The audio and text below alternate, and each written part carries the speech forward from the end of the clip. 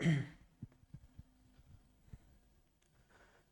दोस्तों, आप सभी का अनअकैडमी के इस यूट्यूब चैनल पर बहुत बहुत स्वागत है। उम्मीद है आप सभी लोग अच्छे होंगे और मन लगाकर पढ़ रहे होंगे। दोस्तों, कल मेरे द्वारा एक सीरीज स्टार्ट की गई है और सीरीज में हम लोग कंप्लीट मराठा साम्राज्य को पढ़ने वाले हैं। कल मैंने आपको मराठों के उत्कर्ष के बारे में और शिवाजी के जीवन परिचय के बारे में आप लोगों को बताया था कि किन परिस्थितियों में मराठों का जो है उत्कर्ष होता है और शिवाजी जो है एक योग्य नेतृत्व के द्वारा मराठा राज्य की स्थापना करते हैं। हालांकि कल के लेक्चर में हम लोग शिवाजी का जीवन परिचय, शाहजी भोंसले के बारे में डिटेल में पढ़ पाए थे और आज का जो लेक्चर है हमारा, उस लेक्चर में हम लोग बात करेंगे शिवाजी के जीवन परिचय के आगे। उससे पहले दोस्तों, मैं आप लोगों को बता देना चाहता हूं कि अनअकैडमी आप सभी के लिए एक बहुत ही शानदार बैच लेकर आया है और ये बैच है बेटा जिसमें आप लोगों को एमपीपीएससी प्रीलिम्स और एमपीपीएससी मेंस का पूरा सिलेबस आपको कवर करवाया जाएगा। ये बैच आपका 1 जून से स्टार्ट हो चुका है। अगर आप अपने प्रीलिम्स और मेंस की तैयारी को लेकर परेशान हैं तो अब आपको परेशान होने की आवश्यकता नहीं है, क्योंकि अनअकैडमी आप सभी के लिए एक बेहतरीन बैच लेकर आया है। इस बैच का नाम है आरंभ और इसमें आपका पूरा जो सिलेबस है, प्री प्लस मेंस का पूरा सिलेबस आपको कवर करवाया जाएगा। साथ में आपको बताया जाएगा कि किस प्रकार आप मेंस की तैयारी कर सकते हैं, प्रीलिम्स के फैक्ट को कवर कर सकते हैं। तो इस बैच को आप ज्वाइन कर सकते हैं। इसके साथ ही दोस्तों एक और बैच हमारा अभी स्टार्ट हो रहा है। ये जो बैच है दोस्तों, ये एमपीपीएससी मेंस के लिए है। ये 45 दिन का एक 45 डेज का एक क्रैश कोर्स है। इस क्रैश कोर्स में 2021 मेंस में जो आपके इंपॉर्टेंट टॉपिक्स हैं जिनसे प्रश्न आने की संभावना ज्यादा है मेंस में, वो सभी टॉपिक ये टॉप एजुकेटर के द्वारा करवाए जाएंगे। तो आप इस बैच को भी ज्वाइन कर सकते हैं। इसके साथ ही दोस्तों एक और बैच आपके लिए है। इस बैच में एमपी फॉरेस्ट सर्विस मेंस का ये बैच है जिसमें आपको फॉरेस्ट मेंस की तैयारी करवाई जाएगी। अगर आप फॉरेस्ट मेंस देने जा रहे हैं तो आप इस बैच को ज्वाइन करके अपनी तैयारी को और बेहतर बना सकते हैं। इसके साथ ही दोस्तों एक और इंपॉर्टेंट जानकारी आप लोगों को देना चाहता हूं। वो जानकारी ये है कि इसमें आपको एमपीटेट वर्ग एक, आप सभी लोग जानते हैं एमपीटेट वर्ग एक यानी ग्रेड 1 के लिए history, geography, maths, physics, chemistry, biology, economy, English, Hindi, इन सभी के कोर्सेज अनअकैडमी के प्ले स्टोर पर अवेलेबल हैं। अगर आपका सब्जेक्ट हिस्ट्री है, ज्योग्राफी है, बायोलॉजी है, मैथ्स है, हिंदी है, इकोनॉमिक्स है, इन सभी के कोर्सेज आपको यहाँ पर कम फीस में अवेलेबल हैं। आप इन बैचेस को ज्वाइन करके अपनी ग्रेड 1 की तैयारी को बेहतर कर सकते हैं और अपनी जो एक पोस्ट है उसको प्राप्त कर सकते हैं। तो आप सभी ये बैचेस को ज्वाइन कर सकते हैं।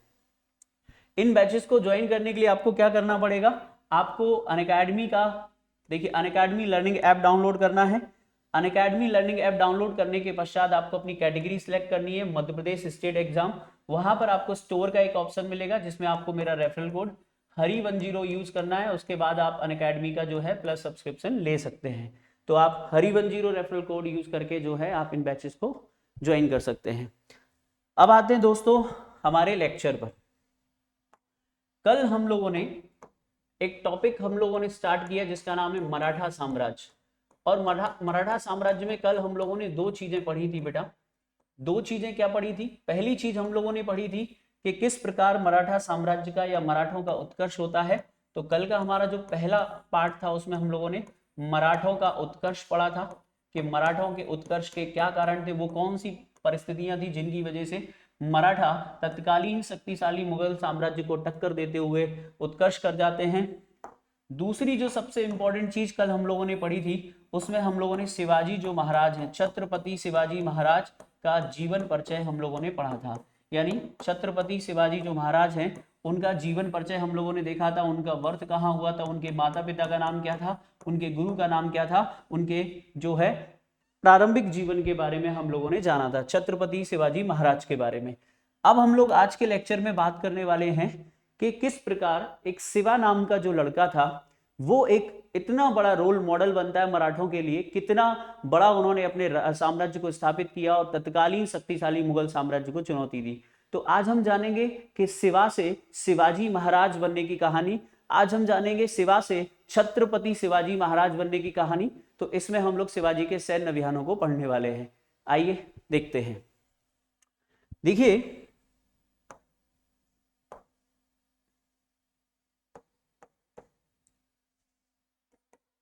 शिवाजी के सैन्य अभियान। शिवाजी के सैन्य अभियान। यहां से हम लोग शिवाजी के सैन्य अभियानों को पढ़ने वाले हैं। देखिए देखिए शिवाजी ने सर्वप्रथम मावल प्रदेश, मराठवाड़ा में, महाराष्ट्र में एक प्रदेश था जहां पर मावला नामक जाति रहती थी, जिसको हम लोग बोलते हैं मावल प्रदेश। तो सर्वप्रथम मावल प्रदेश को अपनी कर्मभूमि बनाया। क्या बनाया? वो अपनी कर्मभूमि बनाया। इसका तात्पर्य क्या है मैं आपको बताता हूं। इसका तात्पर्य यह है कि ये जो मावल प्रदेश था, इस क्षेत्र में शक्तिशाली वीर मराठा युवा रहते थे, और ये जो युवा हैं वो बहुत ही शक्तिशाली थे, बट इनको जरूरत थी कि इनका कोई लीडर हो जिसकी वजह से ये सही डायरेक्शन में काम कर सके। तो इस प्रकार शिवाजी ने मावल प्रदेश के योग्य, शक्तिशाली और वीर जो मराठा युवा थे उनको अपनी ओर मिलाया, और इनको मिलाकर जो है अपने सैन्य अभियानों की शुरुआत की। हालांकि शिवाजी ने सर्वप्रथम 1643 ईस्वी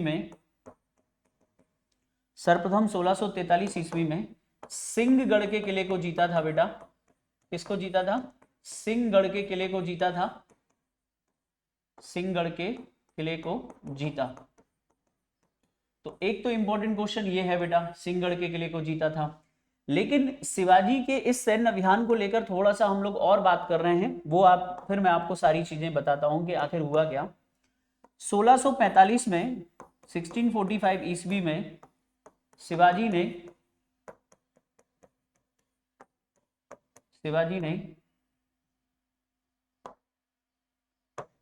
रायरी पहाड़ी पर स्थित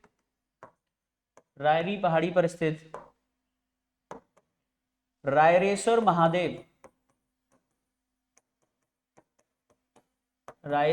महादेव की कसम खाई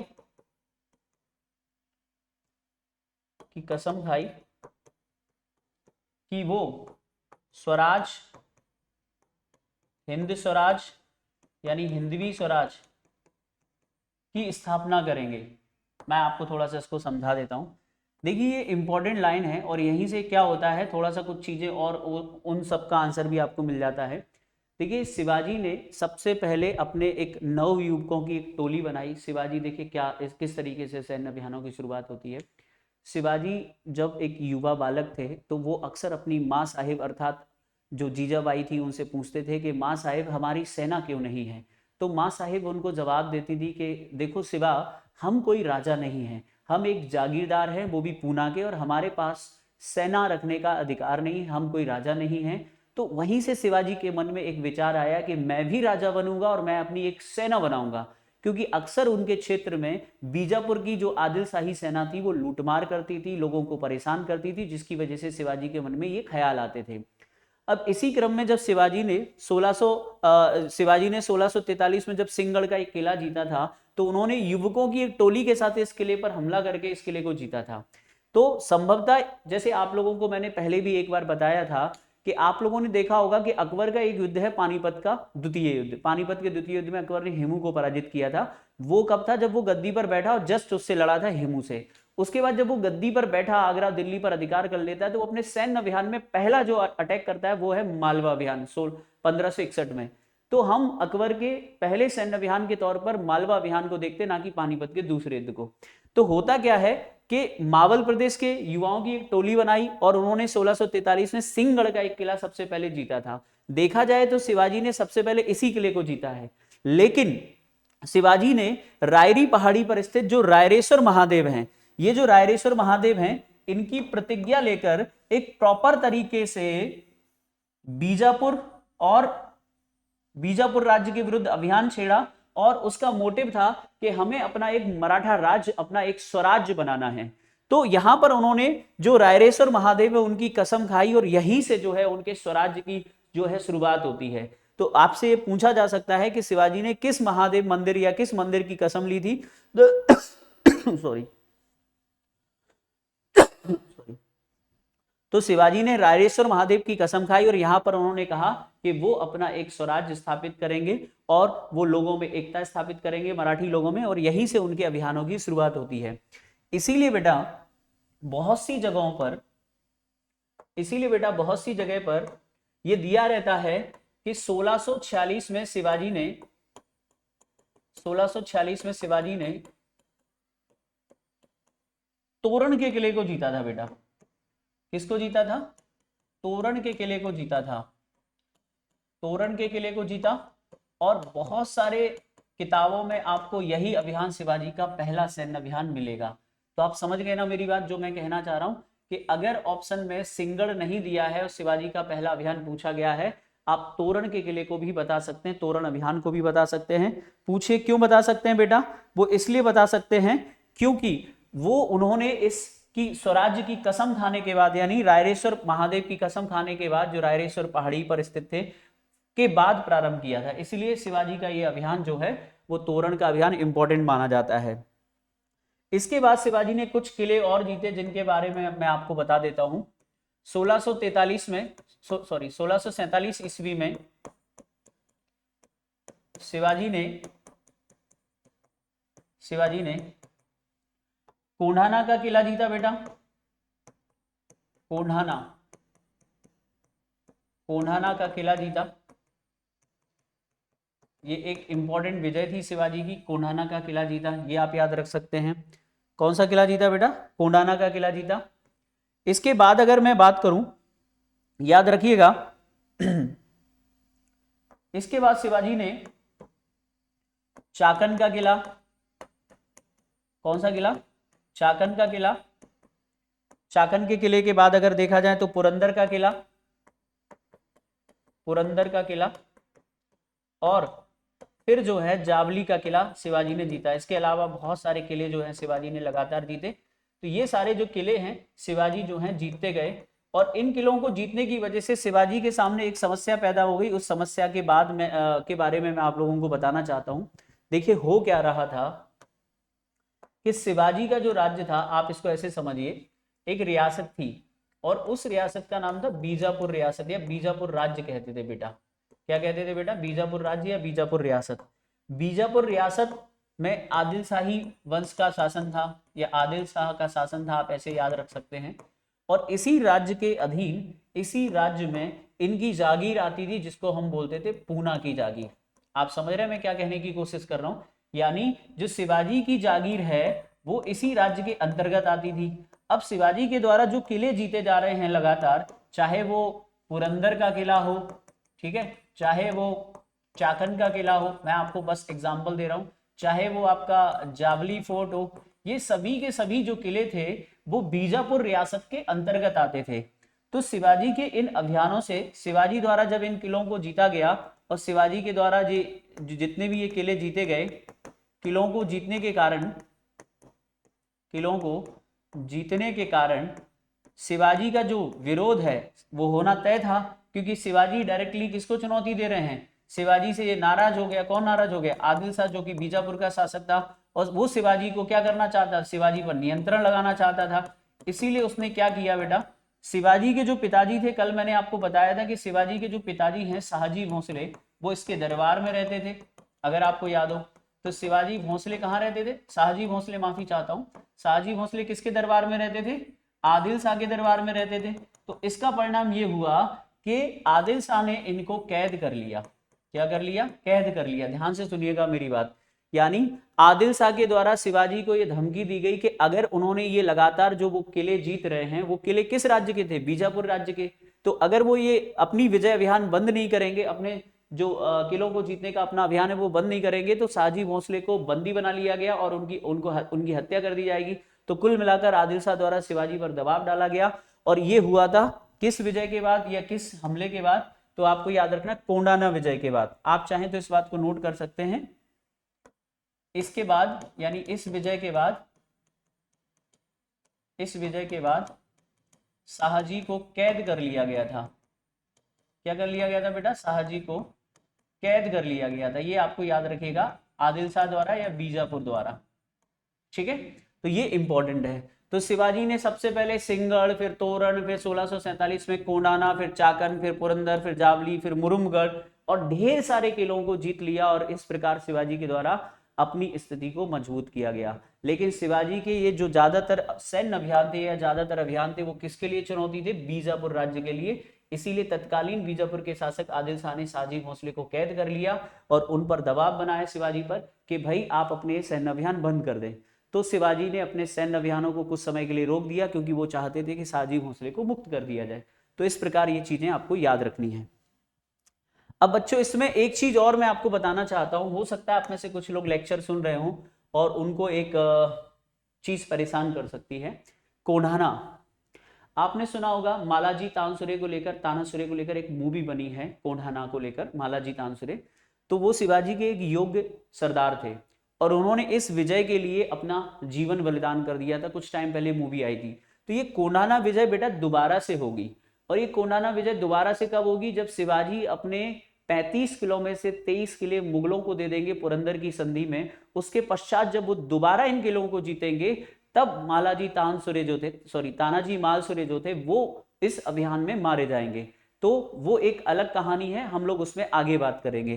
तो अभी जो है बेसिक आप समझिए, मैं आपको जो कहानी समझा रहा हूं उसमें शायद आपको समझ में आ गया हो, कोई कंफ्यूजन तो नहीं। आप बस इतना समझ लीजिए कि शिवाजी ने महाराष्ट्र के योग्य वीर साहसी युवाओं को लेकर अपनी एक टोली बनाई और उस टोली के द्वारा उन्होंने एक छोटे छोटे छापामार युद्ध पद्धति के द्वारा धीरे धीरे किलों को जीतना प्रारंभ कर दिया।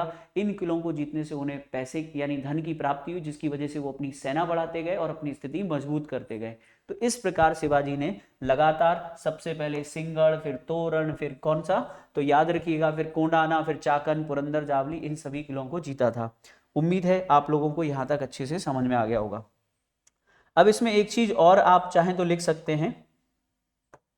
देखिए बेटा, जो पुरंदर का किला है वो नीलोजी नीलकंठ से जीता था।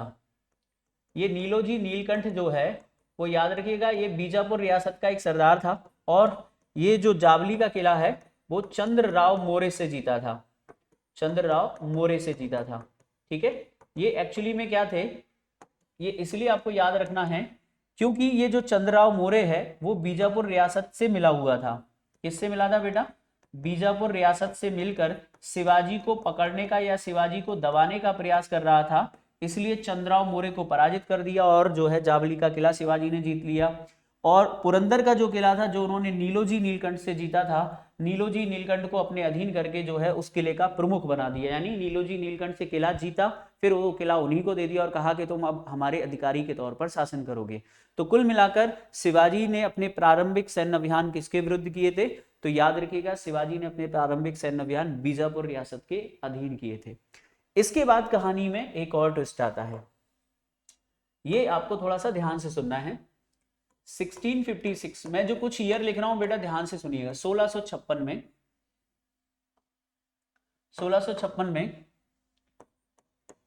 शिवाजी ने रायगढ़, इसको बेटा रायगढ़ को अपनी राजधानी बनाया, रायगढ़ को अपनी राजधानी बनाया, रायगढ़ को अपनी राजधानी बनाया। ठीक है, किसको राजधानी बनाया बेटा? रायगढ़ को अपनी राजधानी बनाया। एक इंपॉर्टेंट क्वेश्चन है कि कब शिवाजी ने रायगढ़ को अपनी राजधानी बनाया। इसके बाद नेक्स्ट इंपॉर्टेंट ईयर है 1657 ईस्वी। क्या होता है 1657 ईस्वी में? देखिए, शिवाजी से संबंधित जितने भी ईयर है, अगर आप चाहते हैं कि आपके एग्जाम में कोई भी गलत ना हो तो इसी क्रम में थोड़ा सा इनको याद रखना। यहां से आपका कोई ईयर मिस नहीं होना चाहिए। इससे पहले के ईयर अगर आपने नहीं पढ़े तो कोई दिक्कत नहीं, लेकिन 1656 से लेकर 1680 तक के जो ईयर है वो आपसे मिस नहीं होने चाहिए। तो 1656 में शिवाजी ने रायगढ़ को अपनी राजधानी बनाया। ठीक है, याद रखिएगा, ये रायगढ़ की जो स्थापना है उन्होंने क्या किया था, जो किले जीते थे जैसे तोरण जीता, जावली जीता, पुरंदर जीता, तो जो पैसा उनको मिला था उस पैसे से उन्होंने यहाँ पर एक शक्तिशाली किला बनवाया और 1656 में से अपनी राजधानी घोषित कर दिया। 1657 क्यों इंपॉर्टेंट है आइए देखते हैं। 1657 में शिवाजी और मुगलों के बीच प्रथम संघर्ष शुरू हुआ, शिवाजी और मुगलों के बीच प्रथम संघर्ष हुआ। देखिए ये बहुत इंपॉर्टेंट क्वेश्चन है, पूछे क्यों इंपॉर्टेंट है, क्योंकि यहाँ पर आपसे पूछा जा रहा है कि शिवाजी और मुगलों के बीच पहली लड़ाई कहाँ हुई थी, उनके बीच पहला संघर्ष कहाँ हुआ था। तो आपको याद रखना 1657। आखिर 1657 में ऐसा क्या हुआ, तो मैं आपको बताता हूं। देखिए शिवाजी का राज्य किस राज्य के अधीन आता था बेटा, बीजापुर। किस राज्य के अधीन आता था शिवाजी, बीजापुर राज्य के अधीन उनकी रियासत आती, उनका जो जागीर है वो आती थी। बीजापुर रियासत में किसका शासन था, आदिल शाह, आदिल शाही वंश शासन करती थी, ठीक है, आदिल शाह, ठीक है। हुआ क्या, मैंने आपको कल भी बताया था कि औरंगजेब का एक टारगेट था कि जो मुगल थे, यानी तत्कालीन अगर मुगल शासक की बात करें तो 1657 में बेटा वैसे शाहजहां था, अगर आपको याद हो। तो यहां देखिए मुगलों के द्वारा अटैक किया गया बेटा, मुगलों के द्वारा कहां अटैक किया गया, मुगलों के द्वारा अटैक किया गया था कहां, बीजापुर पर। तो बीजापुर को जीतने के लिए मुगल लगातार हमले कर रहे थे। तो बीजापुर का जो शासक था उसने क्या किया, इस समय उनको लगा कि यार कोई व्यक्ति हमारी मदद कर सकता है, तो वो छत्रपति शिवाजी हैं। तो शिवाजी को एक मैसेज भेजा गया कि हमें जो है आपसे मदद चाहिए, ठीक है, यानी आदिल शाह के द्वारा जो है मदद मांगी। मदद किस तरीके से मांगी कि भैया देखो तुम्हारे पापा हमारे यहाँ नौकरी करते हैं, हमारे जो भी आपसी मतभेद है उनको कुछ समय के लिए भूल जाओ, हम दोनों दक्षिण में रहते हैं, ये तो मुगल उत्तर से आए हैं, दिल्ली से आए हैं। तो इस प्रकार आदिल शाह ने शिवाजी पर जो है, शिवाजी से रिक्वेस्ट की और मदद मांगी। अब हुआ क्या कि मुगलों ने जब ये अटैक किया तो शिवाजी ने मुगलों पर अटैक करके लूटमार की, उन पर, उनके क्षेत्रों पर उन पर अटैक कर दिया, जहां पर उनके डेरे लगे थे वहां पर उन पर अटैक कर दिया। तो इस प्रकार 1657 ईस्वी में पहली बार जो है मुगलों और शिवाजी का संघर्ष होता है। तब यहां पर मुगलों को पता चलता है कि हमारा आज से एक नया दुश्मन भी है जिसे हम शिवाजी कहते हैं। तो इस प्रकार अगर आप ध्यान से देखें तो शिवाजी ने जो मुगलों पर अटैक किया है या जो मुगलों पर चढ़ाई की है, उस चढ़ाई का जो आंसर है आपको याद रखना कैसा है कि बीजापुर की तरफ से उन्होंने ये अटैक किया था। क्या ये बात समझ में आ गई आपको, इंपॉर्टेंट है, मैं बार बार आपको समझा रहा हूं कि अगर आपसे पूछा जाए कि शिवाजी और मुगलों के बीच पहला संघर्ष कब हुआ, तो 1657 में हुआ। इस संघर्ष में शिवाजी ने किसका साथ दिया था, आदिल शाह का, और आदिल शाह की तरफ से उन्होंने जो है मुगलों पर हमला किया। जब उन्होंने मुगलों पर हमला किया और मुगल क्षेत्रों में मुगल सेना पर अटैक करके उनको परेशान किया, तब से मुगलों का एक टारगेट बन गया कि अब यहां पर भी हमारा कोई दुश्मन है। चलिए आगे बढ़े बेटा, आगे बढ़ते हैं। इसके बाद देखिए फिर क्या होता है, कुछ समय की शांति आती है और उसके बाद एक नया संघर्ष आता है, देखते हैं। अफजल खां, अफजल खां की घटना, ध्यान से देखिएगा ये अफजल खां की घटना, और ये घटना घटती बेटा कब, 1659 में, 1659 ईस्वी में। अफजल खां कौन है, आइए इस पर चर्चा करते हैं। लिखेंगे अफजल खां, अफजल खां बीजापुर का, अफजल खां बीजापुर का एक शक्तिशाली सरदार था, एक शक्तिशाली क्या था, सरदार था, शक्तिशाली सरदार था, बहुत ही योग्य सरदार था। इसने शिवाजी को कैद करने या मारने की योजना बनाई। ये शिवाजी को पकड़ना चाहता था कि शिवाजी को या तो मैं कैद कर लूं या शिवाजी को की हत्या कर दूं, इसके लिए इसने योजना बनाई। और इसने क्या किया, शिवाजी के किलों पर आक्रमण कर दिया। इसने महाराष्ट्र के, जो आपने सुना होगा, इसने महाराष्ट्र के पंढरपुर, जो कि बहुत पवित्र स्थान है, पंढरपुर मंदिर को भी लूटा था, मंदिर को लूटा। और इस प्रकार इसने शिवाजी को पकड़ने के लिए प्लानिंग बनाई। अब इसने जो शिवाजी को पकड़ने के लिए प्लानिंग बनाई तो क्या होता है, देखिए ये क्या करता है, अफजल खां शिवाजी के पास एक दूत भेजता है जिसका नाम होता है कृष्णजी भास्कर। ध्यान से सुनना आप, क्या नाम था, कृष्णजी भास्कर। कृष्णजी भास्कर को दूत बनाकर जो है शिवाजी के पास भेजा और शिवाजी से कहा कि वो उनसे मिलना चाहता है। यानी छत्रपति शिवाजी महाराज के पास इसने एक मराठी व्यक्ति को दूत बनाकर भेजा कि अफजल खान जो है वो शिवाजी से मिलना चाहता है और शिवाजी उससे मिलने के लिए आए। ठीक है, तो इस तरीके से जो है उसने एक प्लानिंग बनाई अफजल खान ने। अफजल खान कौन है? बीजापुर रियासत का एक शक्तिशाली सरदार था। ठीक है, कहते हैं कि इसकी हाइट पर्सनैलिटी बहुत ज्यादा थी, विशालकाय था, 6 फुट से ज्यादा यानी लगभग 6.5-7 फुट का ये व्यक्ति था, बहुत ताकतवर था। इसे अपनी शक्ति पर इतना घमंड था कि कहता था कि मैं शिवाजी को यूं ही मसल दूंगा, और इसने यही सोचा। तो इसने कृष्णजी भास्कर को दूत बनाकर शिवाजी के पास भेजा कि वो उनसे मिलना चाहता है। शिवाजी बहुत चालाक थे, और अगर शिवाजी इतने चालाक और कूटनीतिक नहीं होते तो शायद वो उस समय सफल भी नहीं होते। तो शिवाजी ने कृष्णजी भास्कर से कहा कि आखिर अफजल खान चाहता क्या है। तो उन्होंने पूछा कि भैया भास्कर साहब कितना? तो भास्कर साहब बोले समझा नहीं, क्या कितना? तो उन्होंने कहा कि कितना दिया है अफजल खान ने। तो उनको बताया गया कि भाई इतना। तो बोले मैं इससे डबल दूंगा, मुझे प्लानिंग बता दो क्या है। तो इस प्रकार जो है अफजल खान ने क्या किया, कृष्णजी भास्कर को भेजकर शिवाजी की स्थिति का पता किया कि वो कहाँ है और वो उनको मिलना चाहता है, ऐसा बताया। लेकिन शिवाजी ने कृष्णजी भास्कर से वो पूरी प्लानिंग जान ली और वो मिलने के लिए तैयार हो गए। अब देखिए क्या होता है, शिवाजी और इनके बीच मीटिंग का दिन तय हुआ और मीटिंग की जगह तय हुई। मीटिंग की जो जगह है वो तय हुई थी प्रतापगढ़ के जंगल। ध्यान से सुनिएगा, कौन से जंगल? प्रतापगढ़ जंगल। प्रतापगढ़ जो जंगल है यहाँ पर मीटिंग तय हुई कि अफजल खां आएगा, इधर से शिवाजी आएंगे। तो शिवाजी ने क्या किया कि यहीं के पास के जंगल में मराठा सेना छिपा दी। मराठा सेना से कहा कि आप यहाँ पर छिप जाइए, और शिवाजी अपने 2 विश्वसनीय लोगों के साथ इस जंगल में अफजल खां से मिलने पहुंचे। अफजल खां भी अपने कुछ विश्वसनीय अंगरक्षकों के साथ आया। इनमें बताते कि एक पायंदा खां था जो कि बहुत ही प्रसिद्ध तलवारबाज था उस जमाने का, उसके साथ आया। तो जब ये मीटिंग हुई तो अफजल खां का प्लानिंग ये था कि शिवाजी निहत्ते आएंगे और मैं शिवाजी को मार डालूंगा। शिवाजी से निहत्ते आने के लिए बोला गया था क्योंकि इस समय अफजल खां भारी था, उसके पास सैन्य बल ज्यादा था, उसने शिवाजी को घेर रखा था। तो प्रतापगढ़ के जंगल में जब ये मुलाकात हुई, शिवाजी उससे भी ज्यादा चालाक थे अफजल खां से। उन्होंने जहां पर मीटिंग होनी थी उसके पास के जंगल में मराठा सेना को छिपने के लिए बोला कि जैसे ही अगर कुछ तुम्हें लगे और मेरी आवाज आए तुम अटैक कर देना। तो यहां पर जैसे ही प्रतापगढ़ के जंगल में दोनों के बीच मुलाकात होती है तो अफजल खान ने जैसे ही शिवाजी को देखा तो वो हंसने लगता है कि शिवा तुम मेरे जाल में फंस गए। तो शिवाजी नॉर्मल है, शिवाजी ने कहा कैसे? कि ये तो मेरी प्लानिंग थी, मैं तुझे मारना चाहता था, इसके लिए मैंने तुझे ये सब किया, ऐसा वैसा। तो शिवाजी ने कहा कोई बात नहीं, आ जाओ। तो वो जैसे ही शिवाजी को गले लगाता है और उनको मारने का प्रयास करता है इस तरीके से, पीछे से तलवार भी मारता है, तो शिवाजी जो है कवच पहनकर आए थे। तो जब अफजल खां ने मारने की कोशिश कर रहा था, शिवाजी ने अपने इन नाखूनों में बघनक पहन रखा था। क्या पहन रखा था बेटा? ये शिवाजी का सबसे खतरनाक हथियार बन गया। उसके बाद शिवाजी ने बघनग, ध्यान से सुनिएगा, क्या नाम है? बघनग। ये नाखूनों में पहना जाता है, बघनग। बघनग से अफजल खां की हत्या कर दी। क्या कर दी बेटा? अफजल खां की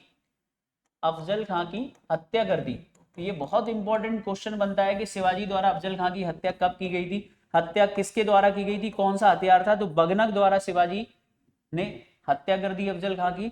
इस घटना पर एक बहुत प्रसिद्ध इतिहासकार ने एक टिप्पणी की है, सर जे.एन. सरकार।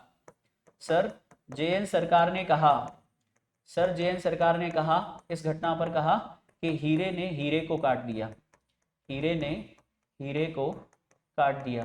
तो इस घटना पर सर जगन्नाथ सरकार ने क्या कहा कि हीरे ने हीरे को काट दिया। ये एग्जाम में भी पूछा जाता है, किसने कहा था? यानी सर जगन्नाथ सरकार ये कह रहे हैं कि अफजल खां भी एक योग्य, साहसी और वीर जो है सेनापति था। कहाँ का सेनापति था बेटा? ये बीजापुर का सेनापति था। मैंने यहाँ पर सरदार शब्द का वर्ड लिखा है, आप सेनापति लिख सकते हैं।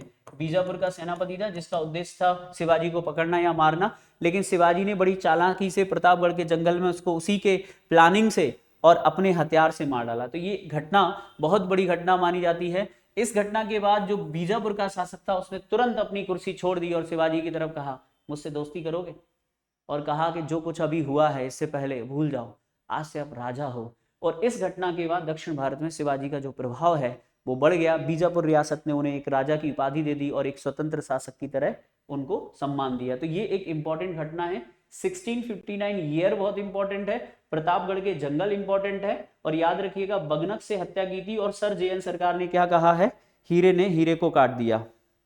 ठीक है, तो प्लीज आप इसको जल्दी से नोट कर लीजिए।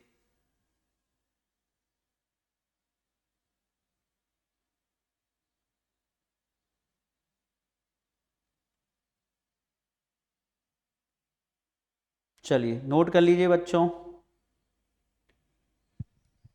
लिख लिया।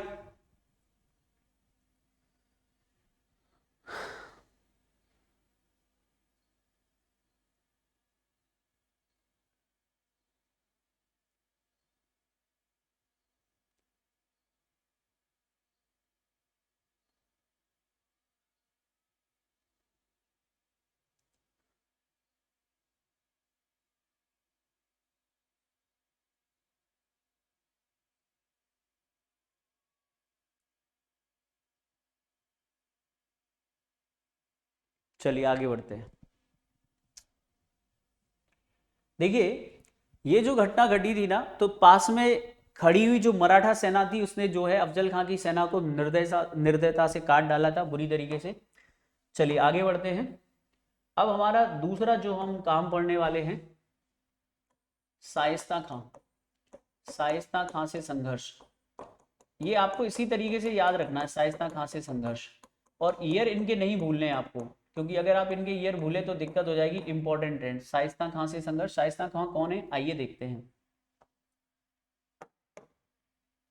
लिखेंगे यह औरंगजेब,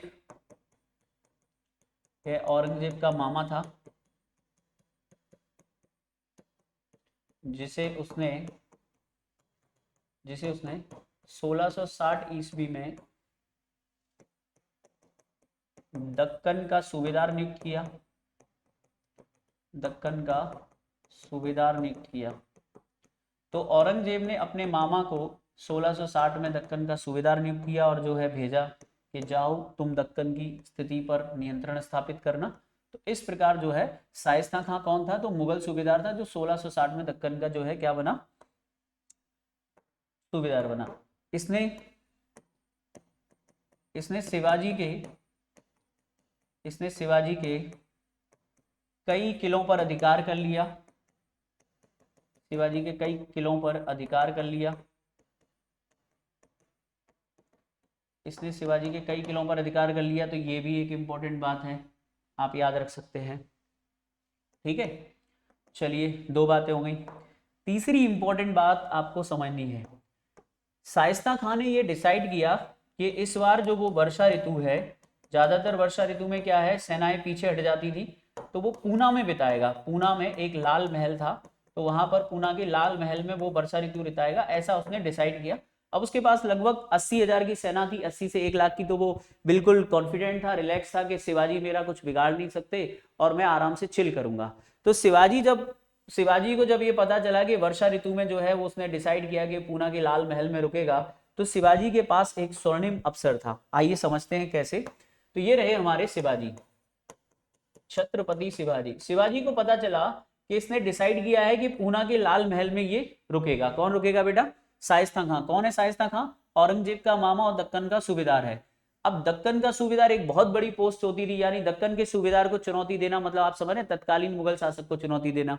तो होता क्या है, शिवाजी ने ये डिसाइड किया, ध्यान से सुनिएगा, शिवाजी ने डिसाइड किया कि 15 अप्रैल 1663 को शिवाजी ने इस पर आक्रमण कर दिया। क्या कर दिया बेटा, आक्रमण कर दिया।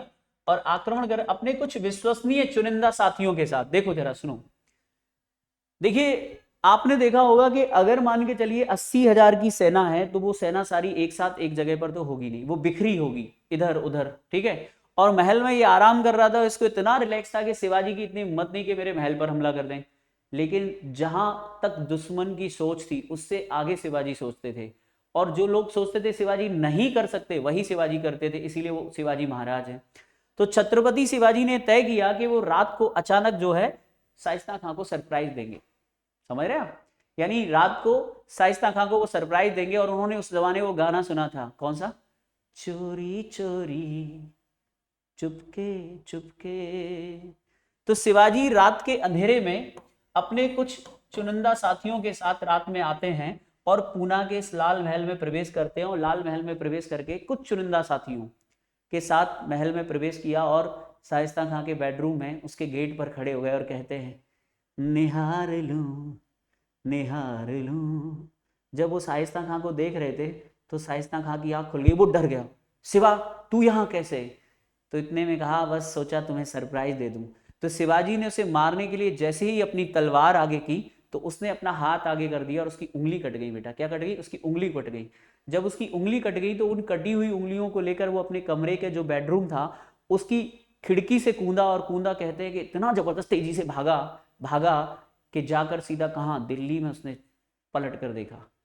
औरंगजेब के पास जाकर कहता है कि मुझे बचा लो, मुझे बचा लो। तो औरंगजेब ने पहले तो बहुत फटकारा, बोले मामा मेरी पूरी नाक कटा दी, मुगलों की पूरी नाक कटा दी, क्या कहेंगे लोग, इतना बड़ा मुगल सूबेदार शिवाजी से भाग कर आया है। तो इस प्रकार ये जो घटना थी शाइस्ता खां से संघर्ष या शाइस्ता खां को पराजित करना, इसमें दो चीजें इंपॉर्टेंट है बेटा। एक तो आपका ईयर इंपॉर्टेंट है, सबसे ज्यादा 1663 कहां पर हमला किया? पूना के लाल महल में 1663 में रातों रात हमला किया वर्षा ऋतु में। और शाइस्ता खां कहां भाग खड़ा हुआ बेटा? शाइस्ता खां भाग के कहां पहुंचा बेटा? ये दिल्ली पहुंचा। ठीक है, इस हमले में शाइस्ता खां का जो बेटा था वो मारा गया, और इस हमले से शिवाजी की जो प्रतिष्ठा है, कीर्ति है, जो सम्मान है दक्कन भारत में सर्वोपरि हो गई। अब बताइए दक्कन का कोई ऐसा व्यक्ति होगा जो शिवाजी से पंगा लेगा? क्योंकि उस समय की सबसे बड़ी सत्ता के इतने बड़े मुगल सूबेदार को उन्होंने रातों रात भगा दिया। तो इसके बाद शिवाजी जो है क्या बन गए? बहुत जबरदस्त उनका जो है नाम हो गया, और अब कोई भी नहीं था जो शिवाजी से दक्षिण भारत में पंगा ले।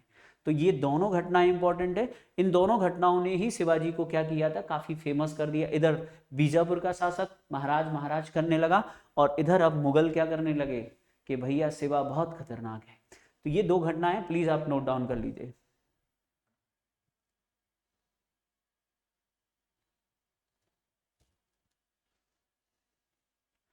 जल्दी नोट कर लीजिए। चलिए हो गया बेटा, आगे बढ़ते हैं। तो ये भाग गया था, और इसका जो बेटा था पुत्र, उसका नाम था फतेह खां, वो मारा गया था। अगर आप चाहें तो लिख सकते हैं फतेह खां मारा गया। इसका जो बेटा है वो मारा गया और वो भाग गया। चलिए आगे हम बढ़ते हैं। शिवाजी ने दक्कन के सूबेदार को डिफीट कर दिया और उसको भगा दिया। तो इसके बाद उनका जो है डंका बज गया, और इसके बाद उन्होंने एक ऐसा कारनामा किया जिसको आपको लिखना है, सूरत की प्रथम लूट। एक्चुअली में शिवाजी के द्वारा सूरत को 2 बार लूटा गया था बेटा। कितनी बार लूटा गया था? सूरत को 2 बार लूटा गया था। सूरत की पहली लूट लिखिए आप, हम पूरी घटनाएं सिस्टमेटिक वे में लिख रहे हैं। 8 जनवरी 1664, ठीक है, 8 जनवरी 1664 को लिखेंगे शिवाजी ने किसको लूटा? सूरत। क्या है सूरत? आइए समझते हैं। देखिए मुगल काल का सबसे प्रसिद्ध बंदरगाह था। क्या था? मुगल व्यापारिक केंद्र था। क्या था बेटा? मुगल व्यापारिक केंद्र था। इस मुगल व्यापारिक केंद्र में डच व अंग्रेज भी थे इस समय जब शिवाजी ने उनको लूटा था, क्योंकि डच और अंग्रेज अधिकारियों ने इस बात का जिक्र किया है। शिवाजी को इस लूट में 1 करोड़ रुपए प्राप्त किए, 1 करोड़ रुपए की प्राप्ति हुई थी। शिवाजी को इस लूट में कितने रुपए मिले थे? 1 करोड़ रुपए प्राप्त हुए। ठीक है, तो देखा जाए ये बहुत बड़ा अभियान था। आप समझ रहे क्यों लूटा? ये मुगलों पर एक तरीके से फिर से अटैक है। अब कोई बच्चा नहीं उनको रोकने वाला, तो उन्होंने जाके सूरत में लूटा, जो मुगलों का एक प्रसिद्ध व्यापारिक केंद्र था। ये मुगलों को डायरेक्ट चुनौती थी कि आओ मिलो, और कुछ हो सके तो बिगाड़ लो हमारा। तो इस प्रकार सूरत की पहली लूट 8 जनवरी 1664 को होती है। यहां पर आपको याद रखना है, यहां पर जो अंग्रेज प्रमुख था, एक अंग्रेज व्यापार प्रमुख था जो सूरत का, उसका नाम था sir John Austin. Sir John Austin. तो सर जॉन ऑक्सटाइन के विवरण के अनुसार जो है शिवाजी ने यहां को लूटा था, लेकिन उन्होंने अंग्रेजों को कुछ नहीं कहा था। ठीक है, सर जॉन ऑक्सटाइन ने इस बात का क्या है विवरण दिया है अपने, कि भैया शिवाजी ने जो है सूरत को लूटा था 8 जनवरी 1664 को। इसमें शिवाजी को जो है 1 करोड़ रुपए की प्राप्ति होती। प्लीज जल्दी नोट कर लीजिए।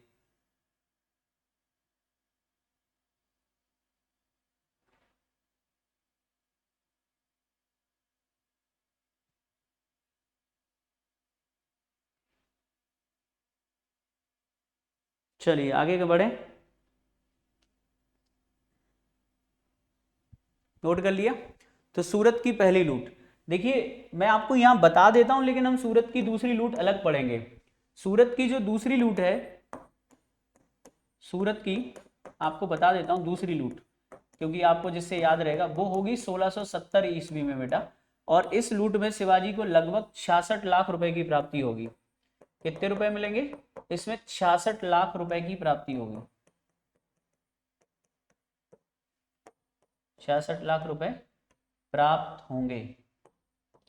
लेकिन आपके लिए जरूरी है कि सूरत को कितनी बार लूटा था? 2 बार, 1664 1670। तो सूरत की पहली लूट एग्जाम में पूछी जाती, दूसरी लूट।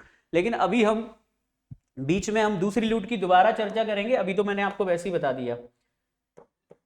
इस बीच एक चीज और होती है, देखिए क्या है, वो है जयसिंह से संघर्ष। 1665।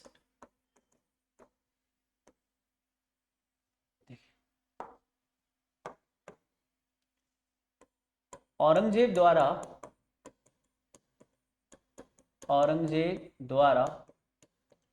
1665 ईस्वी में आमेर के कछवाहा शासक जयसिंह को दक्कन का सूबेदार अपॉइंट किया गया, दक्कन का सूबेदार बनाया गया और इन्हें असीमित अधिकार दिए गए। असीमित अधिकार समझ रहे हैं आप, कि जो जरूरत पड़े वो करना, लेकिन तुमको शिवाजी को कंट्रोल करना और बीजापुर को सबक सिखाना है। तो इस प्रकार औरंगजेब के द्वारा दक्कन का जो नया सूबेदार है वो किसे बनाया गया? आमेर के शासक, जिनका नाम था राजा जयसिंह। अब देखिए, राजा जयसिंह ने आते ही जो है शिवाजी पर अटैक कर दिया, और अटैक करने में शिवाजी के जो एक योग्य सेनापति थे वो मारे गए। कौन मारे गए? लोहा लोहे को काटता है बेटा, याद रखिएगा। शिवाजी का एक योग्य सेनापति जो है वो इस युद्ध में मारा गया, और इसके बाद शिवाजी और उनके बीच में वार्ता चलने लगी। क्या चलने लगी बेटा? वार्ता चलने लगी कि एक काम करो, हम समझौता कर लेते हैं। तो यहाँ पर दोनों के बीच में 2-3 दिन तक संधि की वार्ता चली। हालांकि यहाँ पर शिवाजी ने कूटनीति का प्रयोग करना शुरू किया। शिवाजी ने राजा जयसिंह को भड़काया कि तुम राजपूत हो, तुम इनके लिए क्यों काम करते हो, ऐसा वैसा। लेकिन जयसिंह जो है वो अपनी बात पर अड़े रहे कि भैया हम राजपूत हैं, जिसका एक बार साथ दिया, और वो नहीं माने। और इस प्रकार राजा जयसिंह के दबाव में शिवाजी को उनसे एक संधि करनी पड़ती है, जिसे इतिहास में कहते हैं पुरंदर की संधि। देखिए आप, पुरंदर की संधि। पुरंदर की संधि बहुत ही इंपॉर्टेंट है। पुरंदर की संधि कब हुई थी बेटा? एग्जाम के लिए बहुत इंपॉर्टेंट है, आपको याद रखना है। ये संधि हुई थी 22 जून 1665 को। तो 22 जून 1665 को दो लोगों के बीच ये संधि हो रही है। इधर हैं शिवाजी महाराज और इधर हैं जयसिंह। देखिए, इसीलिए कहा जाता है, मैंने आप लोगों को कल बताया था कि मराठों की सफलता का कारण क्या था बेटा? उनकी भौगोलिक स्थिति। आखिर मुगल क्यों डिफीट नहीं कर पा रहे मराठों को? क्योंकि मुगलों के पास वो चीज नहीं थी। मुगल उत्तर भारत में, दिल्ली में सक्रिय थे, बहुत ज्यादा लड़ने में उतना एक्टिव नहीं थे राजपूतों की अपेक्षा। राजपूताना कैसा है? रेगिस्तानी, वर्षा की कमी है, संघर्ष करना पड़ता है जीवन के लिए। और मैंने आपको बताया था कि जिस क्षेत्र की भौगोलिक स्थिति जितनी जटिल होगी, वो लोग उतने ही निडर साहसी होंगे, उनको कंट्रोल करना उतना ही मुश्किल होगा। दुनिया भर में इसका एग्जाम्पल हमको देखने को मिलता है। आप देख लीजिए, अमेरिका अफगानिस्तान को नहीं झुका पाया। तालिबानी जो लड़ाके नेचुरल उनकी पहाड़ी क्षेत्रों में रहते हैं, बहुत बुलंद उनके मजबूत है, वो नहीं झुके अमेरिका के आगे। ऐसे ही आप देखेंगे अकबर राजपूतों से क्यों उनसे दोस्ती करता है, क्यों उनसे समझौता करता है? क्योंकि अकबर ने जब अपने मंत्रियों से पूछा था, भाई ये राजपूताना क्या चाहता है, क्या दिक्कत है इनको, तो उनके बारे में जब बताया गया तो ये बताया गया था कि भाई ये दो चीजें चाहते हैं राजपूत, एक सम्मान चाहते हैं और दूसरा लड़ना चाहते हैं। गर्म खून है तो लड़ना चाहते हैं, और सम्मान इनको चाहिए, अगर सम्मान नहीं मिला तो ये मार काट कर देंगे। तो अकबर ने उनकी तरफ दोस्ती का हाथ बढ़ाया और उन राजपूतों के दम पर अपने साम्राज्य का विस्तार किया। और अकबर के शासनकाल में हम देखते हैं कि कितना ज्यादा स्थिरता हमको देखने को मिली। जब मराठों की बात आती तो मराठों के साथ भी सेम था। पर्वत पहाड़ क्षेत्रों में रहने वाले लोग थे, आसानी से झुकने वाले लोग नहीं थे, निडर थे, साहसी थे, कोई भी आकर उनको झुका नहीं सकता था। वो देखिए मुगलों के लिए लगातार चुनौती बन रहे थे, दक्षिण के राज्यों को वो परेशान कर रहे थे। लेकिन जब राजा जयसिंह राजपूतों की सेना लेकर पहुंचे तो शिवाजी को सरेंडर करना पड़ा। क्यों? क्योंकि लोहा लोहे को काटता है। राजपूत भी उन जटिल परिस्थितियों से आते हैं। आप सभी ने मेरे ख्याल से जयपुर देखा होगा। जब आप जयपुर देखेंगे तो जयपुर एक पूरा पहाड़ी ढलान में स्थित है। पहाड़ है, ढलान है, मतलब बहुत ज्यादा संघर्ष रहता होगा जयपुर के किले पे चढ़ने में। जो आमेर फोर्ट बना हुआ है, जयगढ़ फोर्ट बना हुआ है, वो बहुत ही पहाड़ी इलाका है। तो वहाँ पे रहने वाले जो लोग थे वो साहसी थे, इसीलिए अकबर ने राजा मान सिंह की सहायता ली थी, जो उन्होंने सफल सैन्य अभियान भी किए थे। तो यहाँ पर शिवाजी और जयसिंह के बीच में एक संधि होती है, क्योंकि ये संधि पुरंदर के किले में हुई थी, इसलिए संधि को बेटा पुरंदर की संधि कहते हैं। एग्जाम के हिसाब से बहुत इंपॉर्टेंट है, आपको याद रखना है। इस संधि की पहली शर्त थी कि शिवाजी ने अपने 35 किलो में से 35 किलो में से 35 किलो में से 23 किले मुगलों को दे दिए। किसको दे दिए? मुगलों को दे दिए, जिनकी सालाना आमदनी 4 लाख ऊँट थी। दूसरा, शिवाजी ने औरंगजेब की अधीनता स्वीकार कर ली। औरंगजेब की अधीनता स्वीकार कर ली।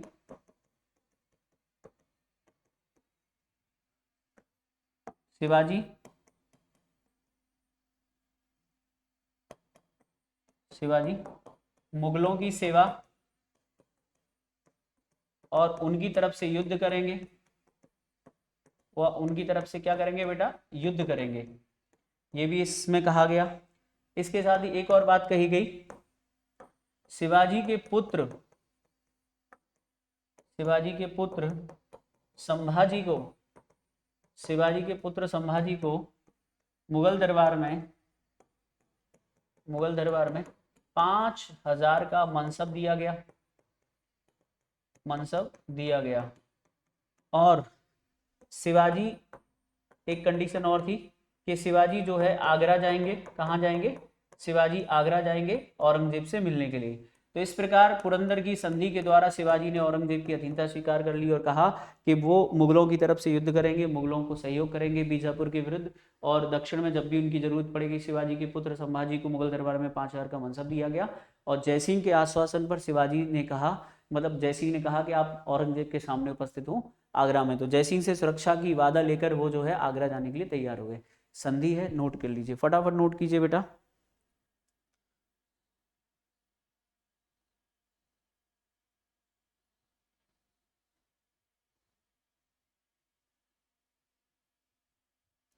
नोट कर लिया क्या बेटा? चलिए, एक चीज अगर आप चाहें तो यहाँ लिख सकते हैं, इस संधि के समय मुगलों की तरफ से मनुची भी वहां उपस्थित था। मनुची एक ट्रेवलर था, तो आप चाहें लिख सकते हैं, जो दारा शिकोह का तोपची भी बना था, तो मनुची भी यहाँ पर उपस्थित था। ये लिख लीजिए, ये पुरंदर की संधि है। चलिए आगे बढ़ते हैं बेटा, समय हो गया है। ये है शिवाजी की आगरा यात्रा। शिवाजी की आगरा यात्रा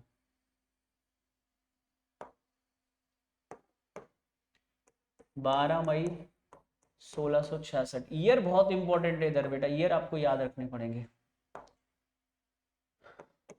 देखिए, मैं एक चीज़ आप लोगों से कहना चाहता हूँ बेटा, अभी जो मैं आप लोगों को पढ़ा रहा हूँ उसमें हम लोग थोड़ा आगे भी पढ़ सकते हैं, समय लग रहा है, लेकिन थोड़ा सा मेरे साथ दिक्कत ये है कि मुझे कुछ अर्जेंट काम भी है। सो मैं ये सोच रहा हूँ कि अभी हम इसको यहीं तक रखते हैं। आपका जो नेक्स्ट पार्ट होगा, अगला पार्ट, उसमें हम लोग शिवाजी का पूरा एंड कर देंगे, जो भी उनके सैन्य अभियान और जो उनकी मृत्यु, उनका राज्याभिषेक है, और उनके प्रशासन के बारे में भी समझेंगे। धीरे धीरे थोड़ा सा चर्चा कर रहे हैं, आप लोग मौका दीजिए मुझे। उम्मीद करता हूँ आप लोगों को ये लेक्चर अच्छा लगा होगा। मिलते हैं नेक्स्ट लेक्चर में। जय हिंद, नमस्ते।